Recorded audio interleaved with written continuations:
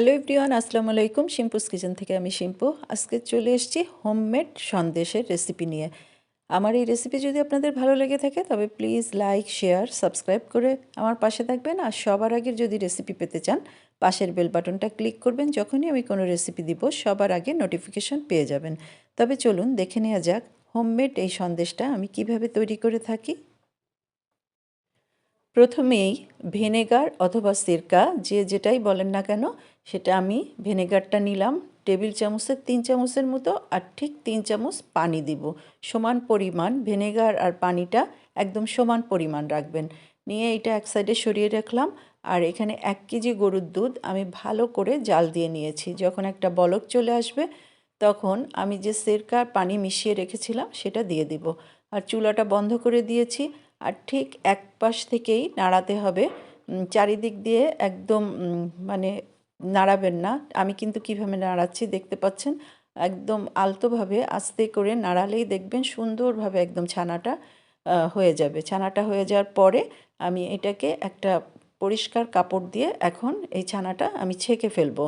আর ছানাটা ছাকার পরে যেহেতু আমি এখানে সেরকা দিয়েছি একটু টক ভাব আসবে, সেই জন্য পরিষ্কার পানি দিয়ে আবার ছানাটাকে ধুয়ে আমি ভালো করে একদম পানিটা চেপে নিব। আর এখানে একটা কনডেন্স মিল্ক নিয়েছি, কনডেন্স মিল্কটা হাফ নিব।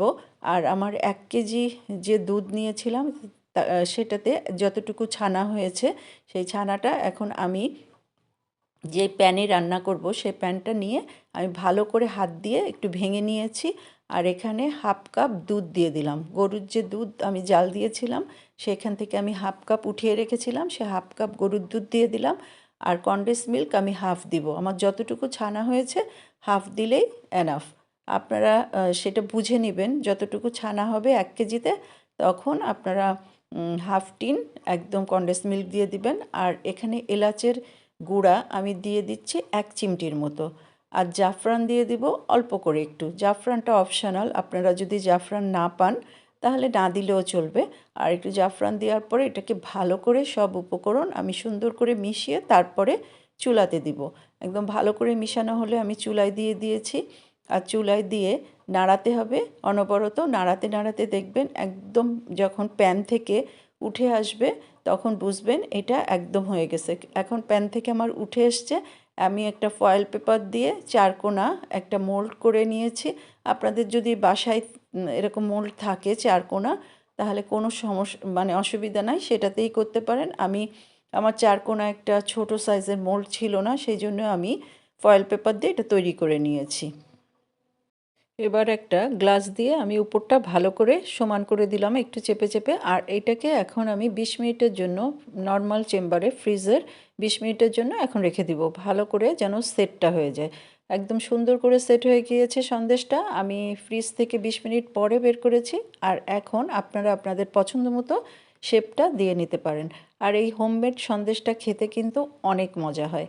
আমার বিশ্বাস আপনারা একবার হলেও বাসায় করে খেয়ে দেখবেন কতটা মজা হয়েছে। আর প্লিজ একটু কমেন্ট করে জানাবেন কার কেমন লাগছে। আর যে যেখান থেকে দেখছেন আমার রেসিপি সবাইকে অজস্র অজস্র ধন্যবাদ। আর যারা আমাকে এখনও সাবস্ক্রাইব করেননি প্লিজ একটু সাবস্ক্রাইব করে দিবেন। সাবস্ক্রাইব কিন্তু একদমই ফ্রি।